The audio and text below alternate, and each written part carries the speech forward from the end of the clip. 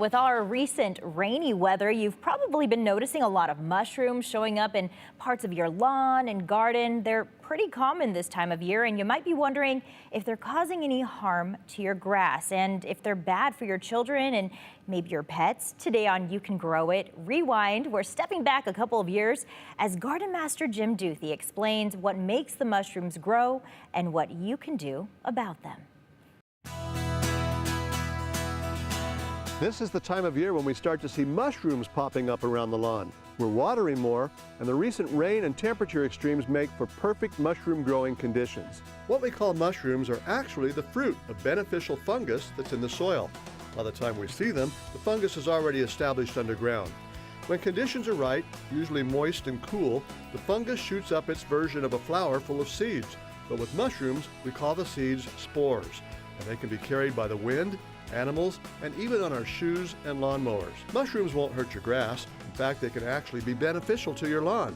Their extensive root systems help hold water, and they help break down organic materials and add nutrients to your grass. But they can be a little unsightly in the middle of a nice green lawn. Most of these mushrooms, or toadstools as we sometimes call them, aren't the kind we'd want to eat.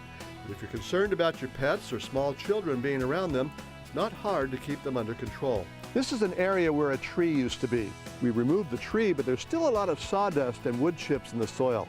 That's great organic matter, but it's also a smorgasbord for mushrooms, which thrive on the nutrient-rich decaying wood and other organic material. You can eliminate the visible mushrooms by knocking them over, raking, or even mowing them. That may tend to spread the spores around and lead to more mushrooms growing. Instead, just pull them up and throw them away.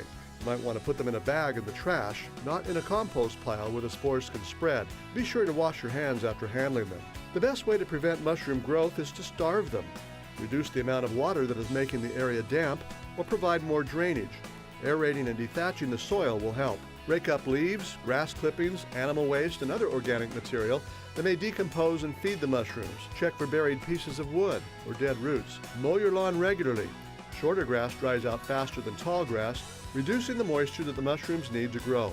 But before you mow, make sure to pull up any mushrooms and rake away the pieces so you don't spread the spores around with a mower. Applying a nitrogen-rich fertilizer on your lawn speeds up the decomposition of organic material that the mushrooms feed on. And while commercial fungicides may kill the mushrooms, they don't get down into the soil to kill the fungus that produces the mushrooms. Occasionally, you may see a circle of mushrooms. That's called a fairy ring. In most cases, removing the mushrooms and digging or aerating the ring will control the mushrooms and eliminate the problem. The bottom line is that mushrooms won't harm your lawn. They're just not very pretty to look at. But a few simple steps to reduce the moisture and organic matter that mushrooms need to grow will help you get rid of them or help keep them under control. For Idaho's News Channel 7 and You Can Grow It, I'm Jim Duthie. In the last year or two, a variety of mushrooms that's new to Idaho has begun to pop up in some Treasure Valley lawns. It's called a deathcap mushroom, and it's one of the most poisonous mushrooms around. Ingesting just a small amount can actually kill a dog or a cat and even a person. Deathcaps can resemble some edible mushrooms, but there are some distinct differences. Deathcaps have white gills rather than dark ones. They have a loose skirt-like membrane around the top of the stalk just below the cap, and they have a distinct ammonia-like scent.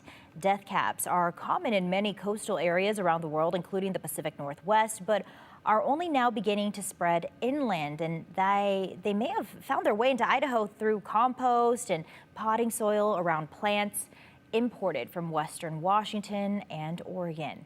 By the way, if you harvest wild mushrooms, consider this: only about 5% of them are edible. Don't harvest and eat wild mushrooms unless you are experienced at identifying the edible ones. Each year, many Idahoans are sickened or poisoned by eating toxic wild mushrooms.